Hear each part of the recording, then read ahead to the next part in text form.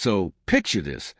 The Hegemony Council is having what you'd call a really, really bad day. We're talking about the most powerful alien empire in the known galaxy here. Folks, these guys have been conquering planets for over 10,000 years. They've got technology that can turn entire solar systems into parking lots. And right now, they're sitting in their fancy crystal council chambers, looking absolutely terrified. Admiral Zektar is standing there with his tentacles practically shaking as he shows them the data streams. Now, you have to understand something about Zektar. This isn't some rookie officer fresh out of Space Academy. This guy has personally overseen the conquest of 47 different worlds. He's seen species that can manipulate time itself get crushed under hegemony boots. He's watched civilizations that built cities in the clouds surrender without firing a single shot. But today he looks like he's seen a ghost. 3 months ago, they sent Scout Fleet 7 to check out Earth. You know, that little blue marble floating around an unremarkable yellow star in what they call the Outer Rim territories. The humans living there were supposedly primitive beyond belief. We're talking about a species that the hegemony's initial scans showed was still figuring out basic space travel. Most humans had never even left their own planet. Their weapons were chemical-based projectiles and crude explosives. Their fastest ships moved slower than a hegemony supply shuttle on its worst day. Standard procedure, right? 12 ships, each one carrying enough firepower to level a continent. Just gonna take a quick peek at the monkey people who barely figured out how to split atoms. The mission brief literally described humans as technologically adolescent bipeds showing limited cooperative behavior. Translation: cavemen with slightly better sticks. The plan was simple. Scout Fleet 7 would arrive, spend maybe a week cataloging human technology in population centers, maybe grab a few specimens for study, and head home with a complete assessment. The hegemony had done this exact same routine on thousands of worlds.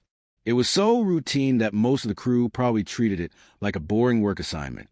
Some junior officers might have even seen it as a vacation cruise to the edge of nowhere. But here's where things get interesting, and by interesting, I mean absolutely terrifying for everyone involved. 47 days ago, complete radio silence. No beacons, no status reports, no emergency transmissions, nothing. You have to understand, hegemony ships are designed to communicate across impossible distances. Their quantum communication arrays can send messages through black holes and across dimensional barriers.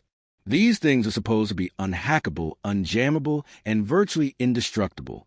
An entire scout fleet just vanished. 12 massive warships, each one crewed by over 300 highly trained alien soldiers, scientists, and technicians. We're talking about nearly 4,000 of the hegemony's best people, along with enough advanced technology to jumpstart a primitive civilization into the space age overnight. And now Admiral Zektar is staring at his fellow council members with this look of complete bewilderment, like someone just told him that his pet goldfish had conquered Rome. He's got to stand up there in front of the most powerful beings in the galaxy and basically say, "Hey, remember those Stone Age primitives we were going to study like bacteria under a microscope? Yeah, they just made 12 of our most advanced warships disappear into thin air." The silence in that council chamber must have been deafening.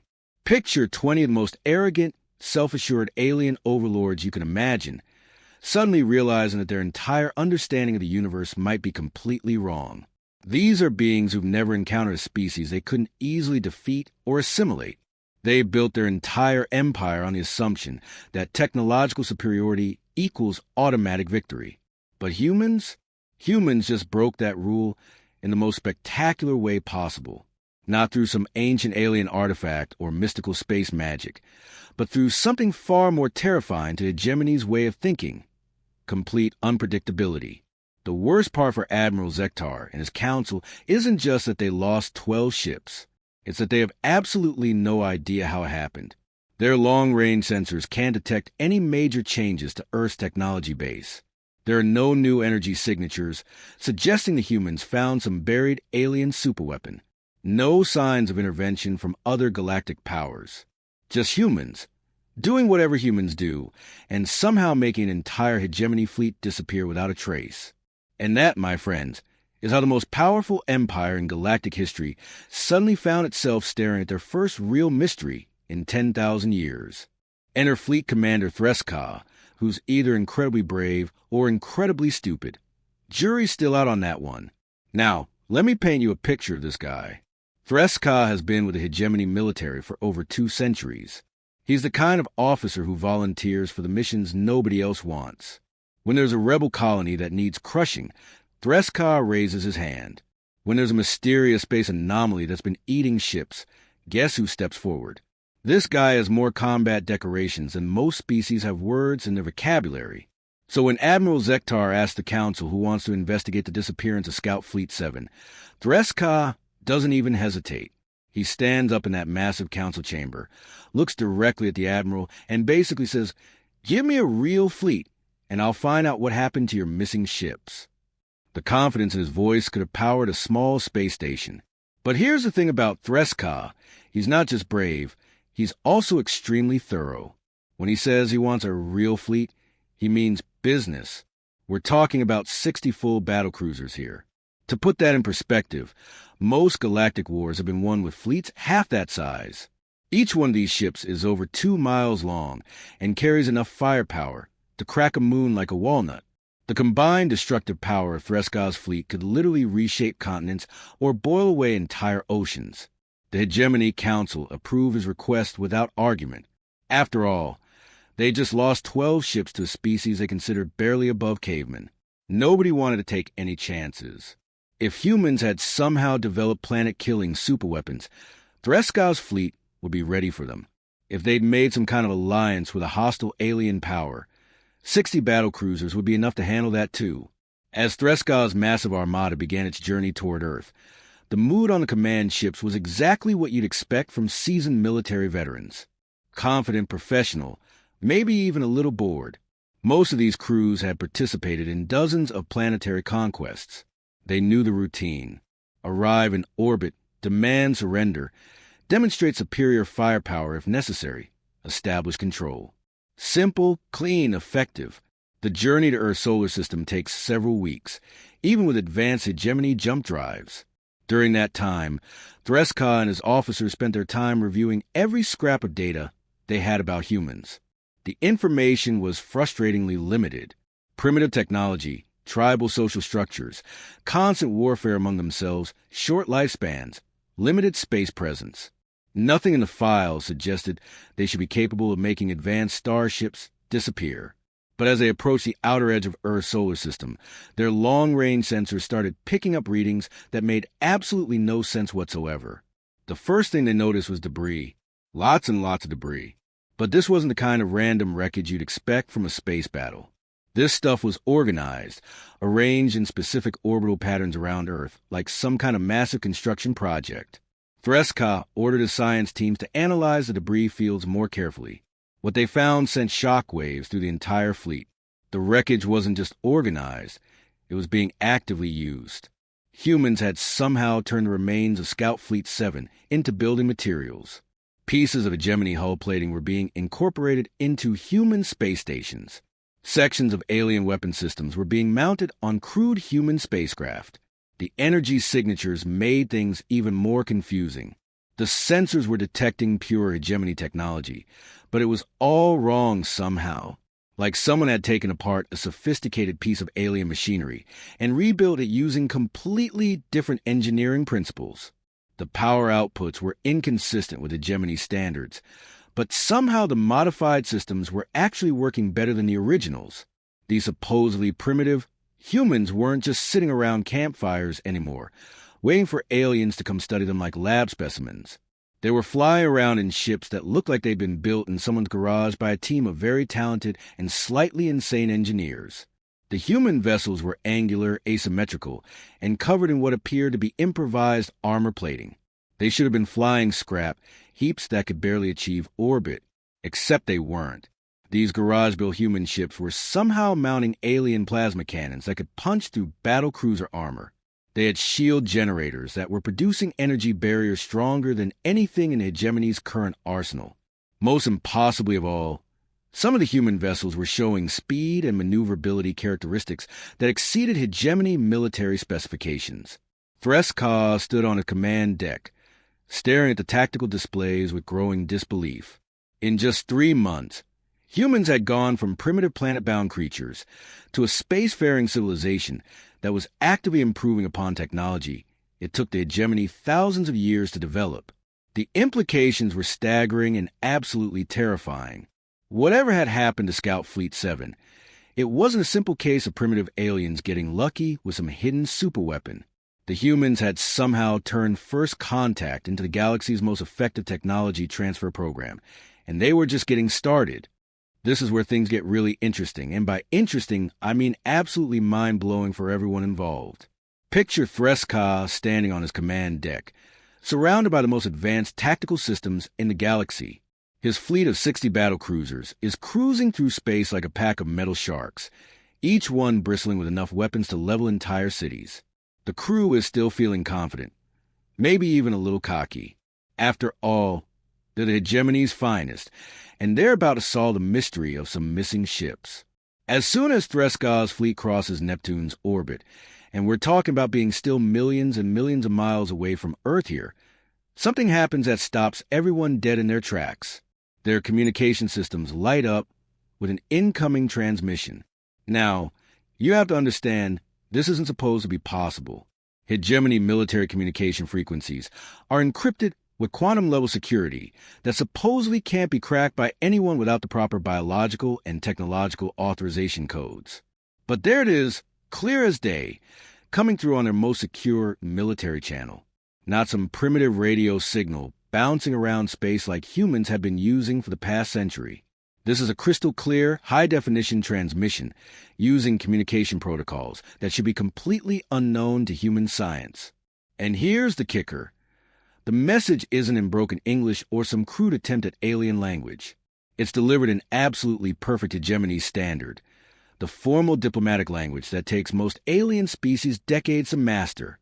The pronunciation is flawless, the grammar is textbook perfect, and the tone is professionally polite but unmistakably firm.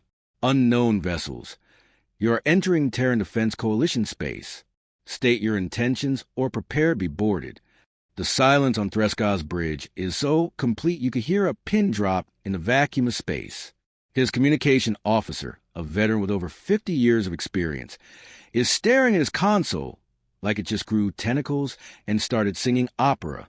The bridge crew is looking at each other with expressions that basically translate to, did these primitive monkeys just threaten us with boarding actions? But before anyone can process what they just heard, their tactical displays explode into activity. And when I say explode, I mean it looks like someone just turned on every Christmas light in the galaxy all at once. Contacts everywhere, appearing on sensors like they're materializing out of thin air. Hundreds of them, scattered throughout the entire solar system in positions that suggest careful planning and military coordination. Ships are popping out of asteroid belts where they've been completely hidden from hegemony sensors. More contacts are emerging from the rings around Jupiter and Saturn, using the natural debris as perfect camouflage. There are vessels stationed near every major moon, and what looks like entire mobile space cities that definitely, absolutely were not there 3 months ago when Scout Fleet 7 passed through the same region. Threska's science officer runs a quick analysis and delivers news that makes everyone's blood run cold. These aren't just random ships scattered around the solar system. This is a coordinated defense network that spans billions of miles and demonstrates strategic thinking that rivals the best hegemony military planners. Whoever designed this layout understood three-dimensional space warfare at a level that should have taken centuries to develop. But here's what really blows everyone's minds. The energy signatures coming from these human vessels. They're not just using hegemony technology anymore. They've improved it, modified it, made it better. The power readings from some of these ships are showing output levels that exceed standard hegemony military specifications. These garage-built human vessels are somehow producing more energy than warships that cost the hegemony treasury billions of credits to construct. The humans didn't just learn how to use alien technology in 3 months. They figured out how to mass-produce it, improve it, and deploy it on a scale that defies everything the hegemony thought they knew about technological development. We're talking about a species that went from barely achieving orbit to building an interplanetary defense fleet that could give even Threska's battle group serious problems. What's even more impressive is the coordination involved. The human ships aren't just randomly scattered around the solar system hoping to get lucky. They're positioned in overlapping fields of fire, with clear fallback positions and communication relays that allow instant coordination across impossible distances. This isn't the work of primitive cavemen stumbling around with stolen technology. This is military engineering at its finest, executed by people who learned everything they needed to know by taking apart 12 alien warships. Threska realizes he's not looking at the remains of some lucky accident where humans got their hands on advanced technology. He's staring at evidence of the most rapid technological and military development in recorded galactic history. In just 3 months, humans had gone from throwing rocks at each other to challenging one of the most powerful fleets in hegemony space. And they were doing it with technology that used to belong to the very people they were now threatening to board. The question hanging in the air wasn't whether humans could fight the hegemony anymore. The question was, what else had they learned in those 3 months that Threska's sensors couldn't detect? Captain Rebecca Walsh comes on the screen, and the first thing that hits you about this woman is how absolutely, terrifyingly calm she appears.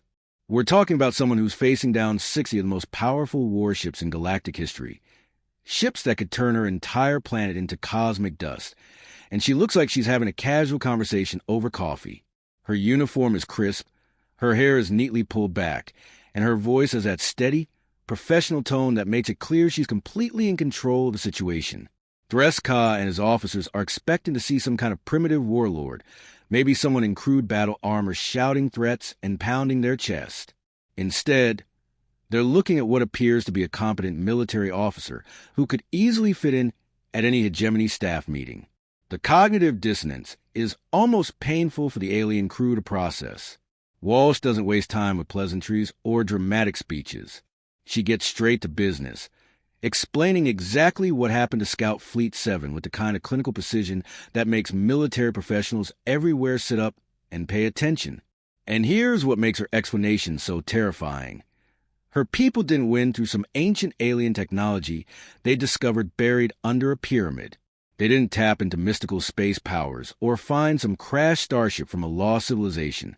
Nope, they used good old-fashioned human ingenuity, the kind of creative problem-solving that had been getting humans out of impossible situations for thousands of years.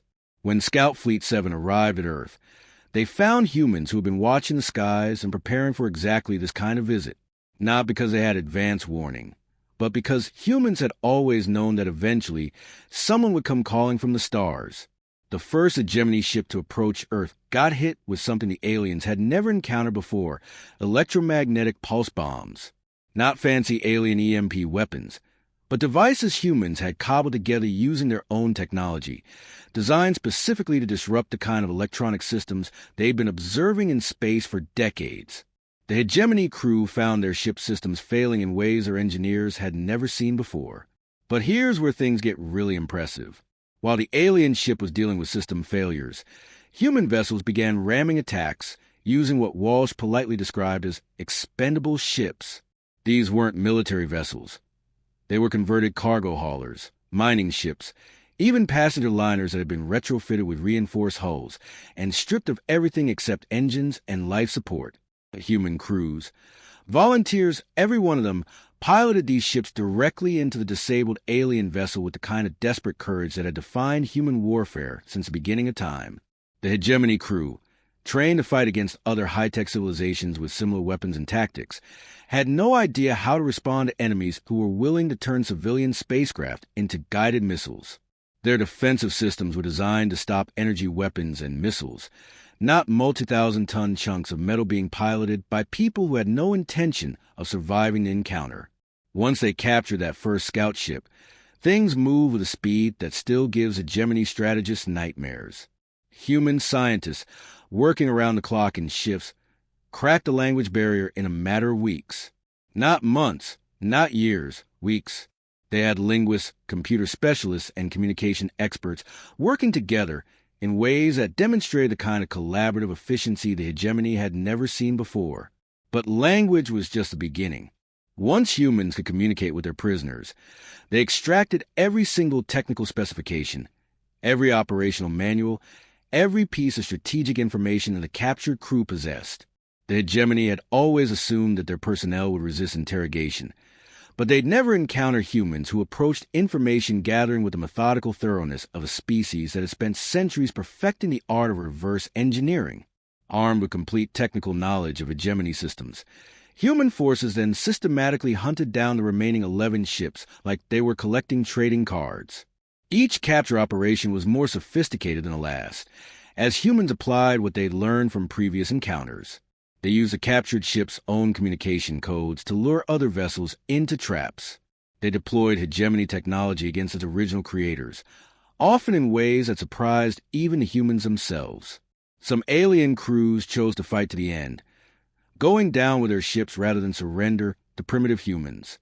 Others found themselves enjoying extended stays in what the humans politely call collaborative research facilities. Walsh's tone when she mentions these facilities suggests that cooperation wasn't exactly optional, but she maintains a professional courtesy throughout her explanation. The most chilling part of Walsh's briefing isn't the tactics or the technology transfer. It's the timeline. Everything she's describing, from first contact to the systematic capture of an entire alien fleet, happened in less than 3 months. Humans had taken their first real look at advanced alien technology and turned it into the foundation of an interplanetary defense network faster than most species could even begin to understand what they were looking at. Captain Walsh concludes her explanation with a simple statement that sends chills down every alien spine listening. "We learned everything we needed to know from your people, Commander. The question now is, what are you prepared to teach us next?" Admiral Zektar is standing on his command deck, watching his instruments with the growing realization that everything he thought he knew about warfare is about to be proven completely wrong. The tactical displays are showing him data that simply shouldn't exist. His 60 battle cruisers, the pride of the hegemony fleet, are surrounded by human vessels that are somehow matching their every movement with precision that rivals their own navigation computers. That's when Captain Walsh delivers a final blow with that same unsettling politeness that's been making his skin crawl for the past hour. Her image on the main screen is crystal clear, and she's still wearing that calm, professional expression that suggests she's discussing the weather rather than the fate of the most powerful military force in known space. "Admiral, you've got 2 choices here," she says, and her tone is so reasonable it makes everything worse. Option 1. Surrender your ships for immediate processing and join our research program. We promise you'll find the work fascinating, and the accommodations are quite comfortable. She pauses for just a moment, letting that sink in. Option 2. Try to fight your way out of the solar system. We won't stop you from attempting it, though I should point out that we've run several tactical simulations, and the odds aren't particularly favorable for your fleet. Zektar feels his tentacles twitching with suppressed rage. The sheer audacity of this primitive human, offering him a choice between surrender and destruction like she's some kind of galactic superpower, is almost too much to bear. His first instinct is to order an immediate attack, to show these upstart humans what real military power looks like when it's unleashed. But then Walsh adds something that stops him cold, delivering it almost as an afterthought with the casual tone of someone mentioning they've forgotten to water their plants. "Oh, by the way, we've already compromised all your weapons and defensive systems. That happened about 6 minutes ago while we were having this lovely conversation." For a split second, Zektar thinks she's bluffing. It's impossible. Hegemony military systems are protected by quantum encryption that would take centuries to crack, even with advanced alien technology. The idea that humans could have penetrated their most secure networks without triggering a single alarm is absolutely absurd. And then every screen in the entire hegemony battle group flickers simultaneously. For just a moment, all the tactical displays, communication panels, navigation systems, and even the emergency backup monitors go black. Then they light up again, all of them showing the exact same message in cheerful, friendly letters. "Welcome to Earth's Technological Acquisition Program. Please remain calm while our boarding teams conduct their assessment." The silence on 60 different command bridges is probably the most profound quiet in galactic military history. Thousands of experienced hegemony officers, people who've seen impossible things and lived to tell about them, are staring at their compromised systems with expressions of absolute disbelief. Zektar's chief technology officer, a brilliant engineer who spent 2 centuries working with the most advanced systems in known space, turns to him with a look of complete bewilderment. "Sir," she says, and her voice is barely above a whisper, "they're not just in our computers. They've rewritten our operating systems. Our weapons, our shields, our life support, our navigation. Everything is running on human-modified software now." The implications hit Zektar like a physical blow. The humans hadn't just learned to use hegemony technology. They'd improved it, modified it, and turned against its creator so completely that his entire fleet was now effectively operating under human control. In 6 minutes, without firing a single shot, they reduced the most powerful military force in hegemony space to a collection of very expensive paperweights. As human boarding shuttles begin docking with his ships, Zektar sits down at his command console to make his final log entry. His tentacles are shaking as he records what he knows will be the last official communication from his fleet to Hegemony Command. "They didn't beat us with superior firepower," he says into the recorder, his voice heavy with the weight of absolute defeat. "They didn't beat us with ancient alien wisdom or some mystical space magic we'd never encountered before. They beat us by being better at learning than anyone in the galaxy thought was possible." He pauses, watching through the viewports as human technicians begin swarming over his ships with the methodical efficiency of people who know exactly what they're doing. In 3 months, these humans went from a primitive planet-bound species to a civilization that can outthink, outbuild, and outfight forces that have conquered half the galaxy.